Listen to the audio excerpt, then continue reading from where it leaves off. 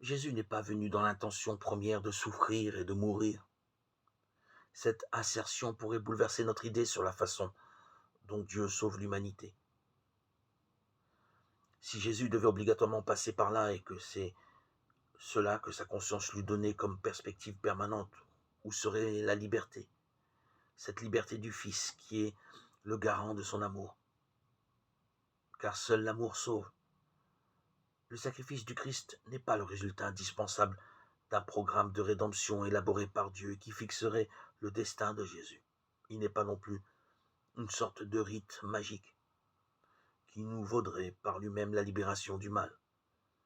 Si telle est notre conception du salut, je crains fort qu'elle induise une piètre idée de l'amour de Dieu pour les hommes.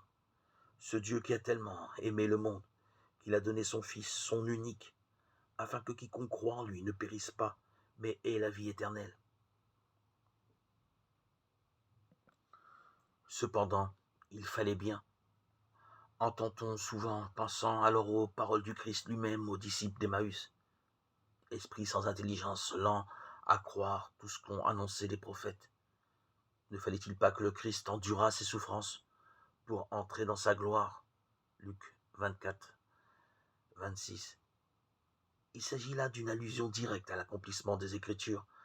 Le fait que Jésus réalise les prophéties est comme la signature divine de son œuvre.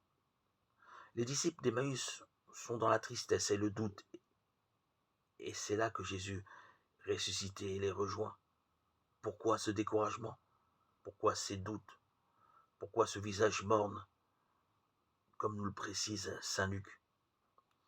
Les Écritures n'avaient-elles pas explicitement parlé de ce que Jésus avait vécu, jusqu'à cette nouvelle des femmes qui le disent ressuscité le troisième jour? Notre esprit cartésien risque parfois de nous entraîner dans des considérations trop chronologiques des prophéties, comme si elles étaient destinées, telle la divination, tel un programme prédéterminé et immuable, à s'acheminer dans le temps vers un accomplissement inéluctable. En fait, elles ne sont que des images figuratives, des évocations encourageantes de ce que Dieu voit de toute éternité.